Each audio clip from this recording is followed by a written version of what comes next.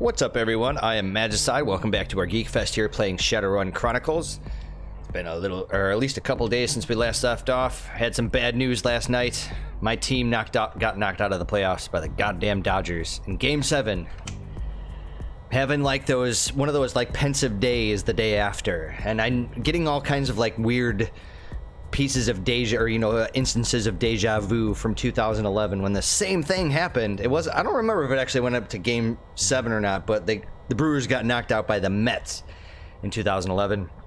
And there's just been so many similarities to that series to this series, and then the kind of the fallout afterwards, that it just, I don't know, like I just keep thinking about it and just remembering exactly what it was like in 2011, and it's just one of those really weird, icky feelings. And the only way it's going to be, anyway, ameliorated today is by playing some Shadowrun Chronicles. Yes, playing another game that I've received some bad news about recently. Because as you guys have already known, video's up and the cat's already out of the box. Servers are going to be shut down sometime in late November 2018. We don't have an exact day yet, or at least I don't think I have. Or they have. I don't trawl their official forums or anything else like that. I just haven't seen any official information posted quite yet about an actual concrete date. But we'll do what we can. It does kind of suck that I'm kind of having to. I guess it's kind of like a good thing and a bad thing, a love-hate relationship. Because like I was saying, it's like it gives me kind of a deadline to really make sure that I finish the campaign before then, obviously. But then on the other hand, it's like I do have other series that I'm working on right now. And, that's ultimately going to hurt them because, I probably would have played some XCOM today or maybe streamed some Grim Dawn or something. But instead, I'm having to play some Shadowrun. But that's okay. I'm totally in the mood. I'm not complaining about it. I'm just saying that, there is going to be coming a day soon where my other series are unfortunately going to have to take a hit. You're going to have to take the back seat. That back burner, baby. So we got 9 karma points, and I was taking a look. Looks like the next thing that we should probably do is get the next organ harvest upgrade. I mean, I guess we could, if we really wanted to, save up and try to go for one of these, but I don't think I'm going to do that. I think we're going to go and grab that. And also, I have been thinking about, one of the phenomena of this game is that you can party up with other people and run their missions, but the problem is it's always kind of a crapshoot. I think it's better to do it when you're like kind of far into the game, because chances are if you actually find somebody that's looking for a party, the chances are they might actually be like a hell of a lot further in the campaign than you are, and in which case you just get smoked.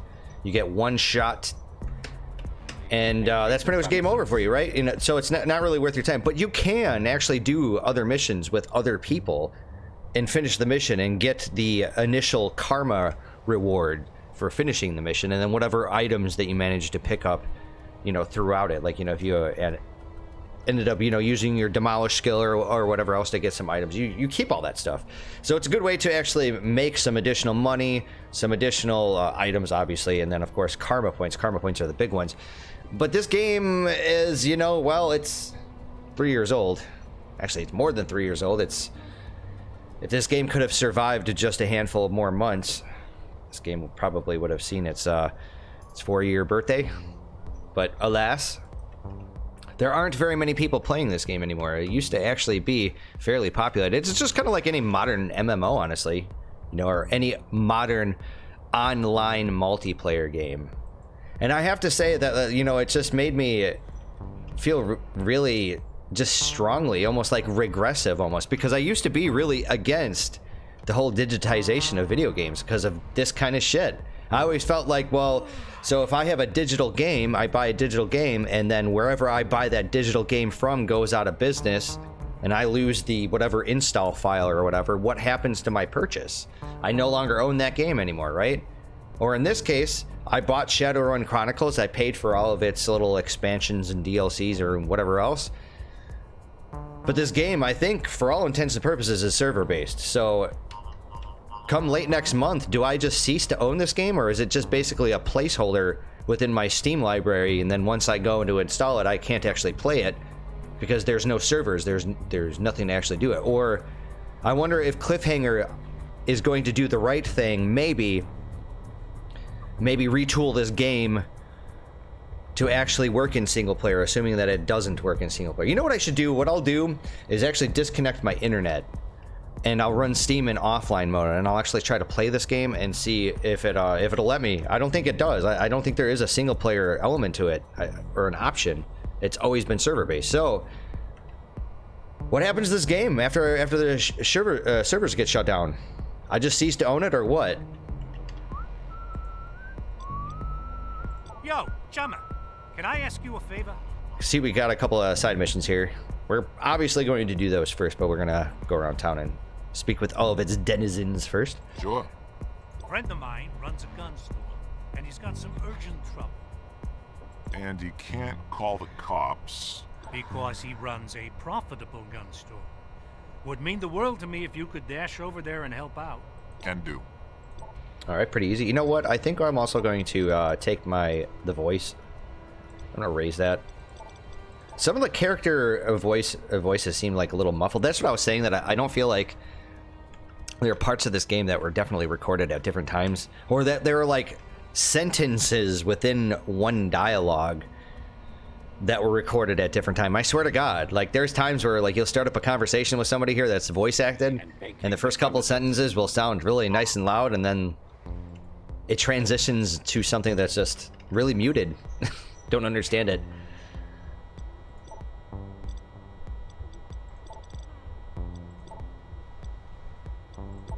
So there are no upgrades here. I don't think there's going to be any upgrades over here in the armor section, but we'll talk to Mr. Pancake nonetheless.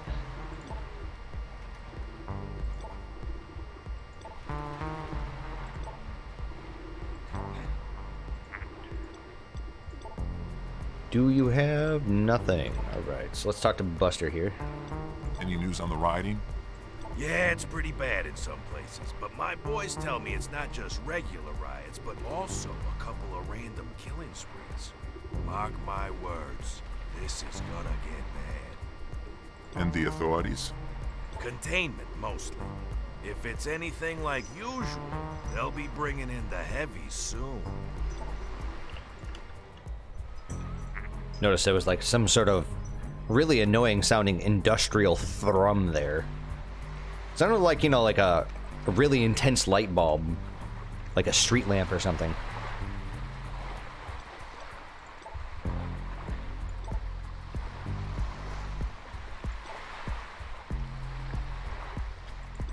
Something, something, something.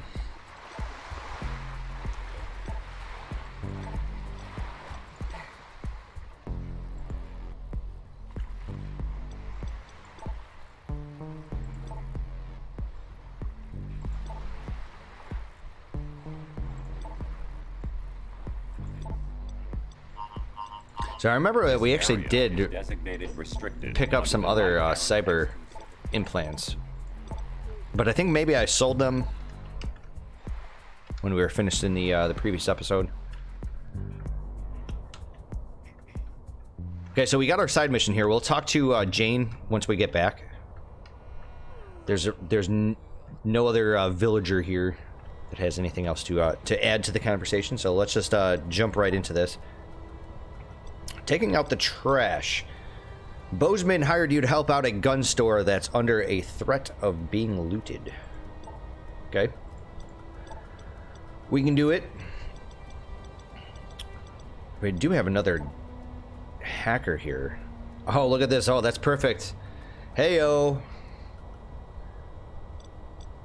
So he does have lockpick and he's a hacker. Designated restricted. It's pretty awesome.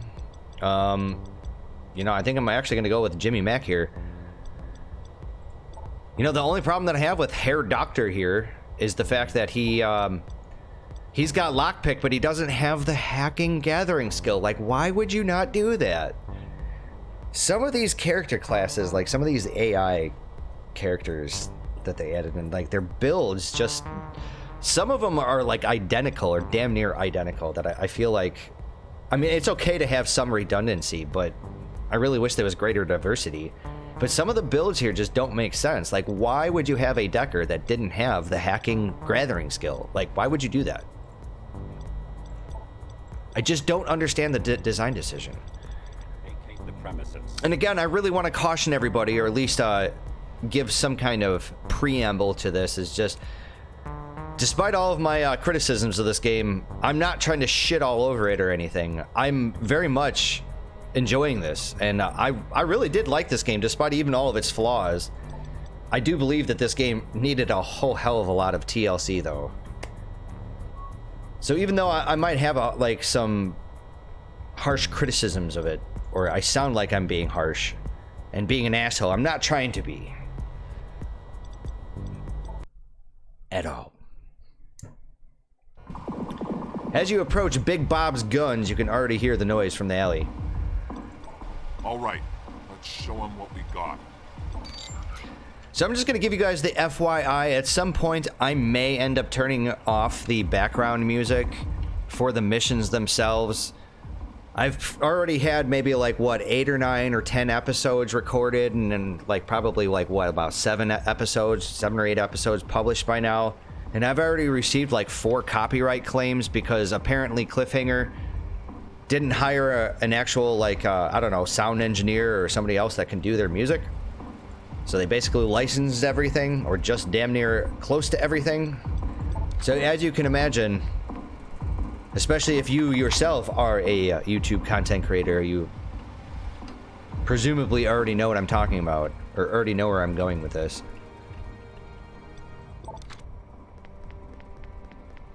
I'm tired of getting the shitty copyright claims, because YouTube sucks, and there is no human beings that are actually working on this platform. No, not at all. It's just complete algorithms. I got Terminators running fucking YouTube here, and of course we're getting tagged constantly because of all the licensed music, and I don't have the license. Yes, I know you can dispute. You can dispute it all you want. You can take it takes your 30 days, and most likely you're gonna get the shit, right? But that's not the point. You know what? If I actually had the opportunity, the ability. Oh, I can't even see this guy. Oh, a 34% chance. Those are terrible odds. So what if I did the routine? So it hit.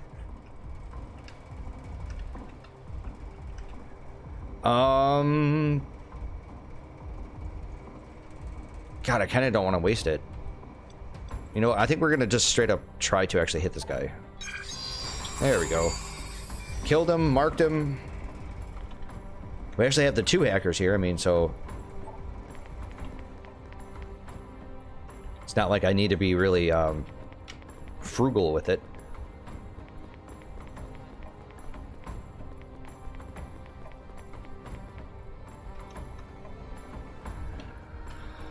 Oh, ho hum, what should we do? You guys only have 6 hit points. You know what? I think it's about that time that I... Oh no, what am I doing? What am I doing? I just shot my own guy. Oh my god.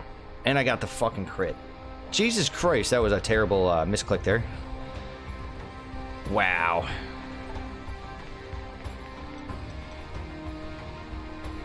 Well, I guess I'll do the routine, the C2 subroutine. And since these Jacker Crackers are already balled up like this, or bunched up, rather, just go ahead and eliminate them right away. Take out this fool.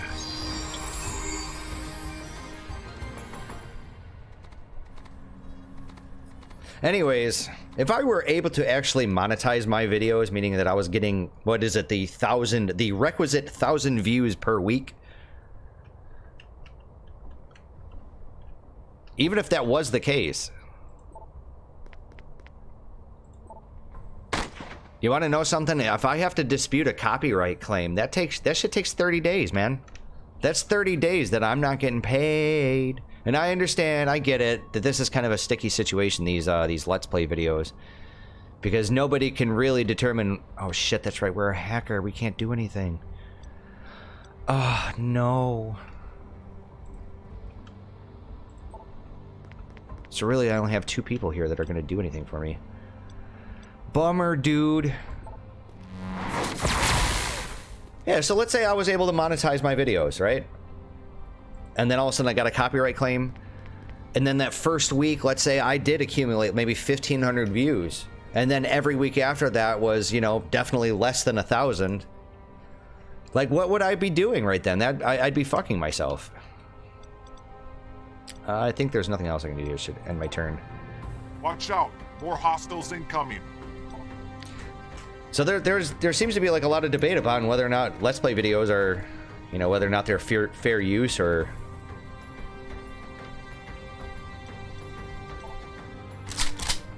Or that it's totally justified to, you know, for these companies to actually seek some kind of recompense for using, for you using their copyrighted material.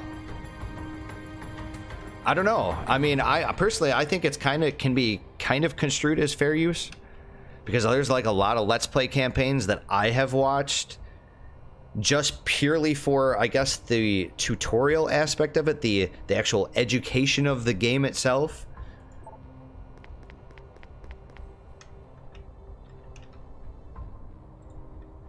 You know, I certainly watched, say, somebody like DDR Jake, one of the best players of Europa Universalis 4 in the world. He's also works for Paradox, FYI. But I watch his broadcasts when he publishes his previous streams that he does on Twitch, when he publishes here on YouTube. There's a lot of times where I'm not really watching DDR Jake because I want to be entertained. I'm watching DDR Jake because he's good. And I'm interested in watching him because he's good. So therefore, it's more of a, like a teaching type of thing.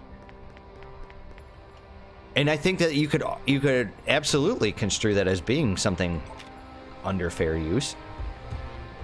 I know it would probably sound a little stupid to some people to call that educational. But then again, you know, the boundaries on these things, the whole societal viewing of like what video games are and what they're not, and a lot of these different phenomena. I mean, it's rapidly changing, you know, esports. I know esports still gets laughed at by a large percentage of people out there because they just don't get it, because they themselves aren't gamers, or, you know, there's some sort of other agenda.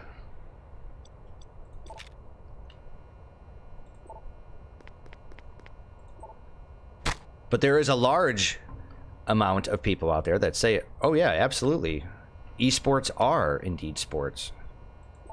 Because then you have to go into the whole like postmodern deconstruction of what actually constitutes a sport.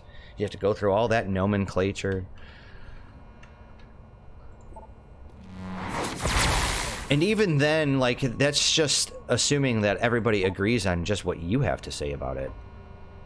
I mean, just because your definition of what constitutes a sport might work, but it's not going to work for everybody, and that's why everybody's going to have a different definition of it, and therefore you can't really determine what... You can't use just one definition just, you know, to describe what a sport is, because there's going to be many different, very valid descriptions of what actually constitutes. And I feel like when it comes to esports, I mean, like, I don't feel like the people that are arguing for esports have much in the way of a counter argument. In this day and age, anyways, in the modern conception, in the modern mindset, I guess.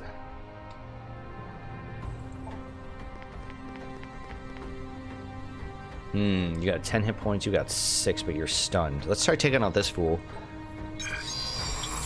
Didn't kill him. There's more of them.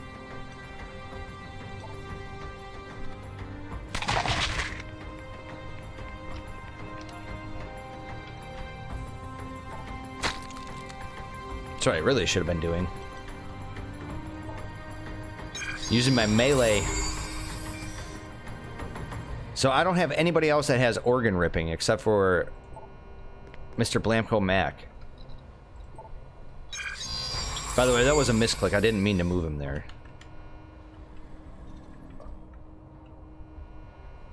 That was a little bit of an oversight. I probably should have taken at least one other person with maybe somebody with, like, say, organ harvesting plus something else. Or maybe, how about, like, what I have? Because, let's see here, Jimmy Mac has got lockpick. No, he doesn't have lockpick. He's got his hacking skill, and he's got something else. What was the other thing that he had? Okay, we got some rippers over here. Anyways, I'm trying to get a little bit of redundancy when it comes to some of these gathering skills. Because if somebody goes down, you definitely want to have a backup. Although I might want to like slow that roll a little bit because we're getting pretty close to some of these big heavy hitters here.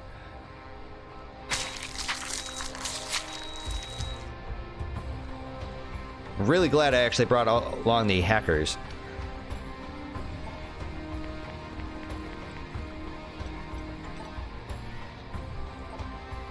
Nice, we're gonna get the crit here. Didn't quite kill him. So if I blasted this guy with a shotgun, can I take him out? My boy! Take out all of his armor. Unfortunately, we don't have our blackout here. Otherwise, I'd black out this guy. Oh, that's terrible. And if I move him, he's just going to be closer to the damn Ripper. Shit. I think what I should probably do is maybe just move him up into this pocket and then blast this guy.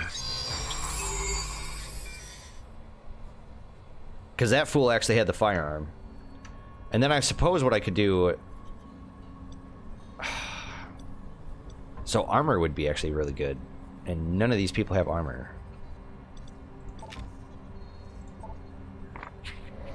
I guess we're gonna have to do it on Herr Doctor. Since I misclicked critted him. And obviously if he gets hit, he's just gonna go down in one swing. So... well, not really much I can do here.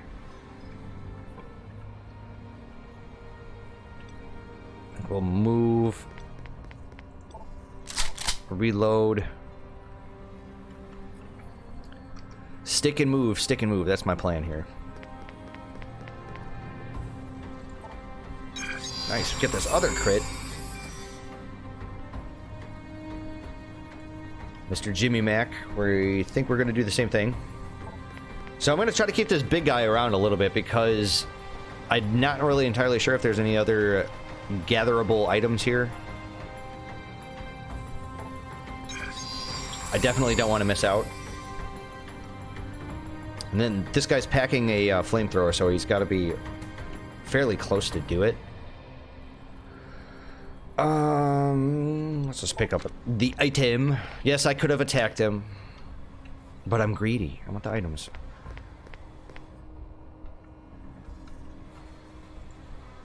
This is really going to work out to my benefit, especially if I get... Yeah, there we go. He's got stun immune. Okay. I'm sensing this great desire to double run here.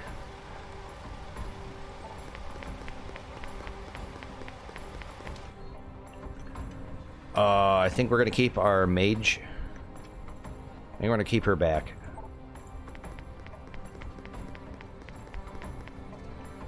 And then, I think we're gonna call it a turn there. I really hate to be splitting my team up like this. But there's only one of him and there's 4 of us, and I figured, well, this guy's gonna have to decide who he's gonna go after. I was kind of hoping he'd kind of go after these guys. Because that would give me basically just all the time I needed to come over here and to explore.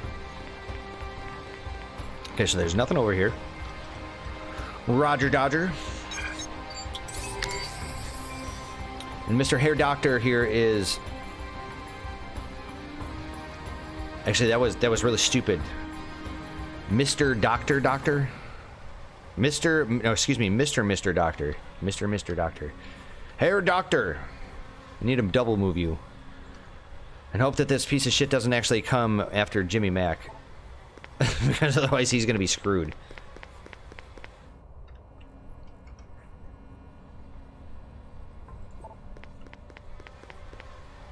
"75% chance to blast him. I think we're gonna take it. And we get the critical.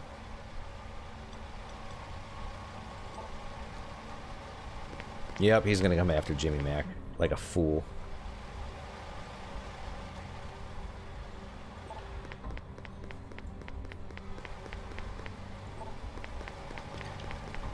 Not a problem, though. I don't know what the hell is up with this game right now, man. It's like my mages are getting criticals, my hackers are getting criticals. My shotgun, however, is not getting criticals. Look at this, another critical. My God, this is insane. 44% chance to hit. Yeah, naturally, of course. Go and redeem yourself, son. Let's get a good shot here. Alright, well, didn't exactly wipe out his armor. Nice work, everyone. Oh my God! Oh my God! Now it's gonna make me walk across the freaky deaky map.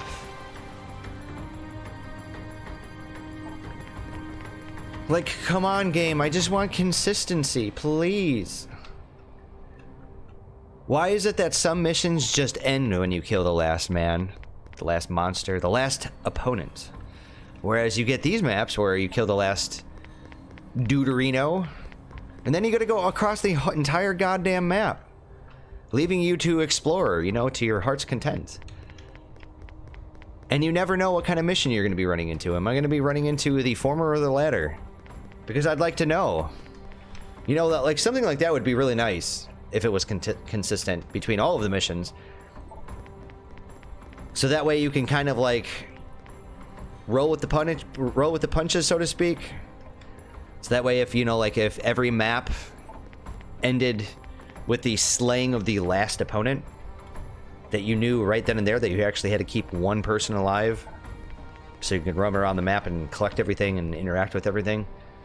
Or if it was the opposite, you didn't really have to worry about that. You could just pretty much rush to kill everything, just simply so you can run around the map with impunity. I just wish it was either or, instead of being both. Again, I know it's kind of futile actually mentioning this now.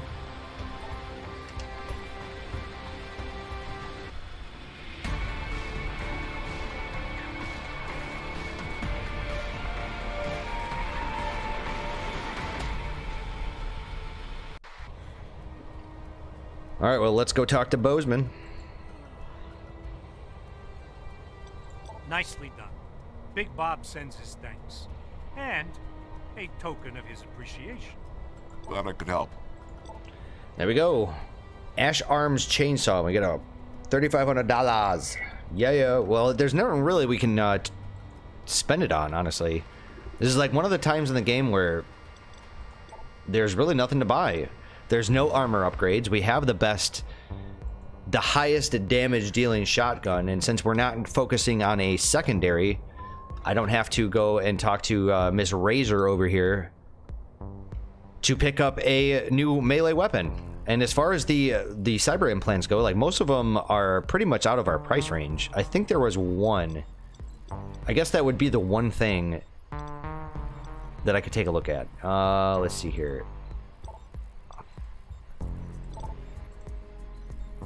Is there no way for me to tell? I can't remember if there's a way to tell what cyber implants you had outside of dealing with the council here. It's very inconvenient. So because then I have to go into the sell menu and figure out what I have equipped.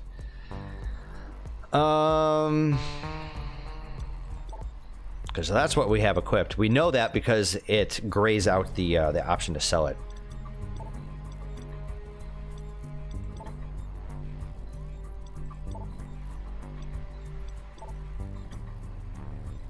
Oh man, we actually picked up the Cyberlegs upgrade because we have the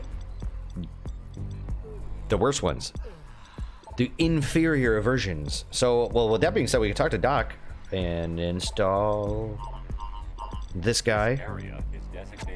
See, the reason why it's better is it has the same exact stats here, except for the essence cost. That's the thing. That's it. They do the same thing except for the essence cost. So if like you're doing like a hybrid class, like that's something you have to pay attention to. And this version here, I don't know my Greek, but this version here is pretty much always going to be the more expensive version. So let's go talk to the council.